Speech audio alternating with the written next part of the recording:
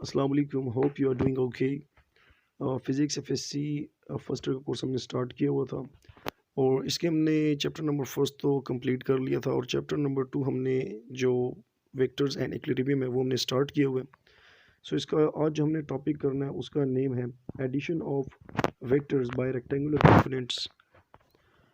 सो हम सबसे पहले इसकी कर लेते हैं डेफिनेशन हमारे पास इसकी प्रीवियस वाली की तरह एडिशन ऑफ वेक्टर्स की तरह कहते हैं rectangular component method of addition of vectors is the most simplest method to add a number of vectors acting in different direction. So simple में कह रहे हैं कि हमारे पास अगर दो से ज़्यादा वेक्टर्स हों और उनकी डायरेक्शंस आपस में मुख्तलिफ हो, सो उनको हम जिस तरीके से ऐड करेंगे सो उसको हम कहते हैं addition of vectors by rectangular component. इसमें शर्त हमारे पास ये होनी चाहिए कि उनकी डायरेक्शन आपस में डिफरेंट होनी चाहिए। सिंपली हम ये बोल सकते हैं, देखिए हमारे पास एडिशन ऑफ वेक्टर दो तरीक़ों से होती थी। एक हमारे पास पैरेलल होती थी जिसमें हमारे पास पैरेलल एडिशन हम करते थे, एंटी पैरेलल आप बोल सकते हैं, लाइक पैरेलल या अनलाइक पैरेलल आप कह सकते हैं। लेकिन यहाँ पर हमारे पास क्या होगा कि उनकी डायरेक्शन आपस में क्या होगी, डिफरेंट डायरेक्शंस होगी वेक्टर्स की। Addition of vectors by rectangular components को हम स्टेप बाय स्टेप सॉल्व करते हैं। सो देखिए यहाँ पर हमारे पास एक डायग्राम बनी है और हमारे पास कार्टेशियन कोऑर्डिनेट सिस्टम बना है, ग्राफ टाइप बना है। इसमें हमारे पास दो वेक्टर्स बने हैं, साथ में उसके एंगल्स बताए हैं। सो कहते हैं कि हमारे पास दो वेक्टर्स हैं, consider two vectors making angles. जो हमारे पास पहला वेक्टर है वो हमारे पास v1 है और वो जो हमारे पास एंगल बना रहा है एक्स एक्सिस से वो हमारे पास θ1 है।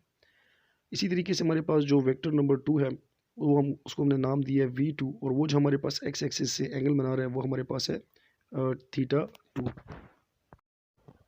हम स्टार्ट करते हैं इसको स्टेप बाय स्टेप। सो पहला स्टेप हमारे पास है स्टेप नंबर फर्स्ट। इसमें हमारे पास जो फर्स्ट वेक्टर था v1 और वो एंगल बना रहा था θ1। सो यहाँ पर जब हम इसको इसके रेक्टेंगुलर कंपोनेंट्स में डिवाइड करते हैं तो हमारे पास इसका जो एक्स एक्सिस पे जो हमारे पास इसका कंपोनेंट बनता है वो आ जाएगा v1x आ जाएगा और इसी तरीके से जो y एक्सिस पे हमारे पास इसका कंपोनेंट बनता है वो हमारे पास आता है v1y। अच्छा, ये इसकी मैं डिटेल बता दूँ। देखिए आपके पास अगर कोई भी एक फॉर एग्जांपल एक सीढ़ी है दीवार के साथ खड़ी है, सो ये सीढ़ी हमारे पास किन दो चीज़ों पर सहारा ले रही है, पहले हमारे पास वो दीवार पर सहारा ले रही है और दूसरा हमारे पास वो ज़मीन पर सहारा ले रही है। सो हमारे पास जो दीवार है वो उसको हम एज अ वाई कंपोनेंट कह सकते हैं और हमारे पास जो ज़मीन है उसको हम एक्स कंपोनेंट कह सकते हैं। जबकि v1x और v1y की अगर हम वैल्यू निकालें तो हमारे पास v1x आ जाएगा v1 cos थीटा 1 आ जाएगा, क्योंकि हमारे पास एक्स एक्सिस पर है हमने cos थीटा लिया। और इसी तरीके से अगर हम v1y की वैल्यू लें सो v1y इज इक्वल टू आ जाएगा v1 sin थीटा 1 आ जाएगा। सिमिलरली हम वेक्टर नंबर टू की भी वैल्यूज इसी तरीके से निकालेंगे। वेक्टर नंबर टू हमारे पास जो है वो θ2 बना रहा है और यहाँ से हमारे पास जो इसकी वैल्यू आ जाएगी v2x मतलब एक्स एक्सिस जो इसका पहला कंपोनेंट आएगा वो आ जाएगा v2 cos थीटा 2 के बराबर आ जाएगा। और इसी तरीके से v2y कंपोनेंट हमारे पास जो इसका आएगा जो वर्टिकल कंपोनेंट है वो आ जाएगा v2 sin थीटा 2 के बराबर। सो एक लिहाज से अगर हम देखें तो हमने इन दोनों वेक्टर्स के कंपोनेंट्स हमने इनके अलग अलग तरीके से इनकी वैल्यूज़ फाइंड कर ली हैं। अब हम नेक्स्ट स्टेप देखते हैं। स्टेप नंबर 3 में हमारे पास हमने सिंपली ये करना है कि हमने इन दोनों वेक्टर्स को आपस में ऐड कर देना। वेक्टर नंबर 2 का जो टेल है उसको वेक्टर नंबर हेड के साथ हम ज्वाइन कर देंगे। So head to tail rule simply हम यहाँ पर यूज़ कर रहे हैं और इसी तरीके से हमारे पास इसका रिजल्टेंट वेक्टर हम ऐसे फाइंड करेंगे कि इनिशियल वेक्टर जो हमारे पास वेक्टर नंबर v1 था उसके टेल को वेक्टर नंबर b के हेड के साथ हम ज्वाइन कर देंगे। सो हमारे पास वेक्टर नंबर r आ जाएगा। इसी तरीके से हम इसके पैरेलल वेक्टर्स भी ड्रा कर लेंगे। फॉर एग्जांपल देखिए हमारे पास जो रेक्टेंगुलर कंपोनेंट्स हम इनके ड्रा कर लेंगे। जितने भी हमारे पास रेक्टेंगुलर कंपोनेंट्स आ रहे थे, फॉर एग्जांपल v का हमारे पास जो रेक्टेंगुलर कंपोनेंट आ रहे थे v1 के आ रहे थे, इसी तरीके से v2 के आ रहे थे। देखें v1 के हमारे पास दो रेक्टेंगुलर कंपोनेंट थे, यहाँ पर अगर आप गौर से देखें v1x भी हमने लिखा और v1y भी लिखा है। इसी तरीके से हमारे पास जो वेक्टर नंबर 2 था उसके भी हमारे पास दो कंपोनेंट्स थे, एक था v2x और दूसरा था हमारे पास v2y था। स्टेप नंबर 4 को अगर आप देखें तो यहाँ पर मैंने एक डायग्राम बनाई है और इस डायग्राम में आप सिंपली देख सकते हैं हमारे पास एक रिजल्टेंट वेक्टर आ रहा है। वेक्टर v1 और v2 को हमने जब वेक्टर ग्राफिकली ऐड किया, इसकी एडिशन की, सो हमारे पास एक रिजल्टेंट वेक्टर आ रहा था।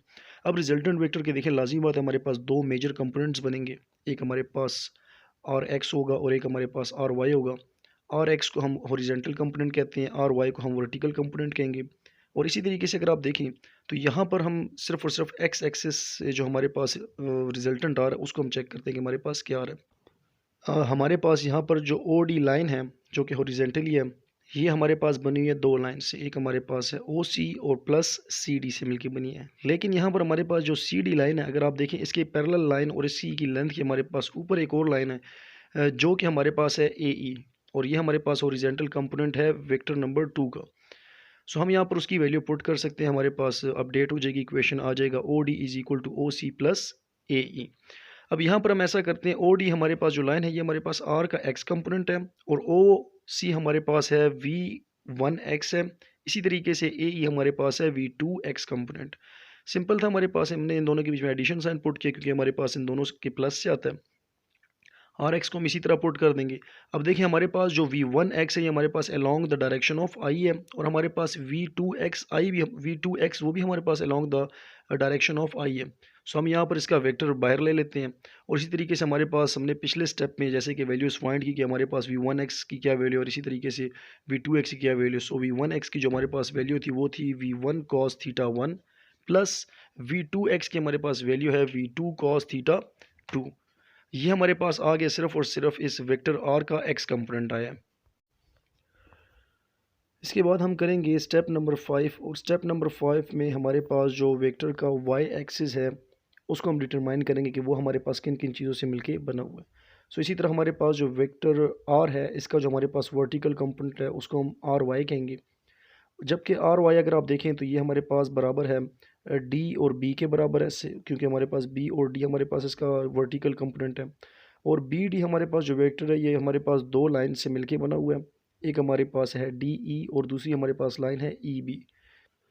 और यहाँ पर हमारे पास अगर देखें जो फर्स्ट लाइन है डी ई, ये हमारे पास इसके देखें पैरेलल लाइन आप देखें तो यहाँ पर हमारे पास ए सी या सी ई हमारे पास लाइन है। सो हम यहाँ पर इसको रिप्लेस कर देंगे, हमारे पास आ जाएगा d b is equal to c a या ए सी आप लिख सकते हैं प्लस ई बी हमारे पास आ गया। अब हम यहाँ पर इसकी वैल्यूज़ लिख लेंगे, डी बी हमारे पास बराबर है आर वाई के, हमारे पास रिजल्टेंट का जो वाई कंपोनेंट है उसके बराबर है, इज इक्वल टू, और सी ए हमारे पास जो है ये वर्टिकल एक्सिस हमारे पास वेक्टर नंबर 1 का मतलब वी वन वाई है।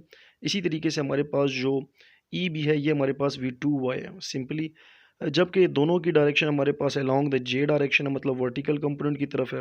और फाइनली हमारे पास आप देखें so r y is equal to बराबर आता है आर वन वाई की हमने वैल्यू पहले हमने निकाली हुई है, ये हमारे पास बराबर है V one sine theta one, जबकि हमारे पास वाई टू वाई की वैल्यू हमारे पास है V two sine theta two, और ये अलोंग द जे डायरेक्शन है दोनों के दोनों। सो अब स्टेप नंबर 6 हमारे पास है, सिंपली हमने अगर इसका मैग्नीट्यूड फाइंड करना है इसके रिजल्टेंट वेक्टर का। सो हमारे पास क्योंकि राइट एंगल ट्राइंगल है, और राइट एंगल ट्राइंगल में हमारे पास एक एंगल आपको पता है 90 डिग्री का होता है। सो हम यहाँ पर यूज़ करेंगे फिथागोरस थ्योरम, और फिथागोरस थ्योरम हमारे पास बराबर होता है hypotenuse square is equal to base square plus perpendicular square. So simply हम यहाँ पर इन वैल्यूज़ को पुट करते हैं, हाइपोटेन्यूज हमारे पास बराबर है ओ बी के, इसका हम स्क्वायर ले लेंगे, इक्वल टू बेस हमारे पास बराबर है ओ डी के, इसका स्क्वायर ले लिया, और इसी तरीके से हमारे पास जो परपेंडिकुलर है वो हमारे पास बराबर है बी डी के, होल स्क्वायर इसका भी ले लिया, मैग्नीट्यूड हमने लिया हुआ है। साथ में हमारे पास ओ बी जो है ओ बी हमारे पास बराबर है आर के, क्योंकि ये हमारे पास रिजल्टेंट है, इसका square is equal to O D हमारे पास आर एक्स है, और इसी तरीके से बी डी हमारे पास या डी बी हमारे पास बराबर है आर वाई स्क्वायर के, ये वर्टिकल कंपोनेंट है। सो सिंपली हमें रिजल्टेंट वेक्टर फाइंड करना है, सो हम अप्लाई कर देंगे स्क्वायर रूट बोथ साइड पर, स्क्वायर रूट हमारे पास रिजल्टेंट वेक्टर से कट जाएगा। सो हमारे पास फाइनल इक्वेशन जो आ रही है वो आती है R is equal to under root R X square plus R Y square. और स्टेप नंबर 7 हमारे पास है, अगर हमें डायरेक्शन फाइंड करनी है जिसको हम एंगल भी बोल सकते हैं, इस वेक्टर का जो हमारे पास रिजल्टेंट वेक्टर है इसकी डायरेक्शन फाइंड करने के लिए हमारे पास जो सिंपली फार्मूला हम यूज़ करते हैं वो हम टेंजेंट थीटा वाला फार्मूला यूज़ करते हैं, वो हमारे पास बराबर होता है tangent theta is equal to Y component और उसका एक्स कंपोनेंट को हम आपस में डिवाइड करते हैं। सो सिंपली हम यहाँ पर वैल्यू सपोर्ट करते हैं, टेंजेंट इज इक्वल टू, यहाँ पर जो हमारे पास एंगल है वो हमारे पास है डी ओ बी हमारे पास एंगल है जो कि हमारे पास इसकी डायरेक्शन बन रही है, इक्वल टू हमारे पास जो परपेंडिकुलर कंपोनेंट है वो हमारे पास है बी डी को डिवाइड कर देंगे ओ डी से, सिंपली बेस से हम डिवाइड कर देंगे। फिर tangent theta is equal to हमारे पास हम वैल्यू सपोर्ट कर लेते हैं, सो हमारे पास आ जाए टेंजेंट थीटा आ जाएगा जो हमारे पास फाइनल एंगल है, इक्वल टू हमारे पास जो इसका वर्टिकल कंपोनेंट है वो हमारे पास आर वाई डिवाइड बाय, और बेस हमारे पास जो है जिसको हम हॉरिजॉन्टल कंपोनेंट कहेंगे वो हमारे पास है आर एक्स। अब हमें यहाँ पर चाहिए थी इसकी डायरेक्शन, तो हमें थी टेंजेंट की वैल्यू नहीं चाहिए, सो हम टेंजेंट को दोनों साइडों पर डिवाइड करेंगे, या सिंपली आप बोल सकते हैं टेंजेंट इन्वर्स आप ले लें। सो हमारे पास थीटा इज इक्वल टू आ जाएगा tangent inverse into R Y divide by R X. ये हमारे पास फाइनल इक्वेशन है जिससे हम डायरेक्शन फाइंड करेंगे, और इससे पहले वाली जो इक्वेशन आई थी उससे हम इसका मैग्नीट्यूड इसका फाइंड कर सकते हैं। सो फाइनली हम ये कह सकते हैं कि हमारे पास जो पूरा प्रोसेस तो हमने कर लिया, addition of vector by rectangular components हमने उसके कर लिया। और यहाँ पर मैंने देखो वेयर क्यू, क्यू का मतलब यहाँ पर हमारे पास थीटा, यहाँ पर मेरे पास साइन नहीं था, तो मैंने इसीलिए क्यू पुट कर दिया। ये हमारे पास एंगल है किस चीज़ का, इस वेक्टर का हमारे पास, ये जो हमारे पास रिजल्टेंट वेक्टर है इसका हमारे पास सैम्बल है। और ये हमारे पास एंगल जो है ये अलोंग द एक्स एक्सिस है। और इसी तरीके से हमने से जो पहले दो चीज़ें फाइंड की, हमने मैग्नीट्यूड फाइंड किया और हमने थीटा फाइंड किया। सो ये सारा का सारा मेथड हमारे पास addition of vectors by rectangular components, हमारे पास ये डिटेल्स है था।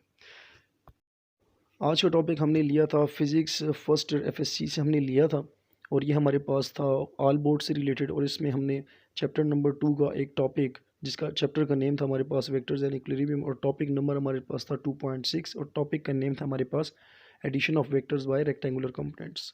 सो इंशाल्लाह हम नेक्स्ट वीडियो बनाएंगे 2.7 पर, और वो हमारे पास उस टॉपिक का नेम होगा हमारे पास addition, sorry, product of vectors हमारे पास है कि हम जो वेक्टर्स का प्रोडक्ट लेते हैं। सो आज के लिए इतना ही, इंशाल्लाह नेक्स्ट वीडियो में मिलते हैं। Thank you.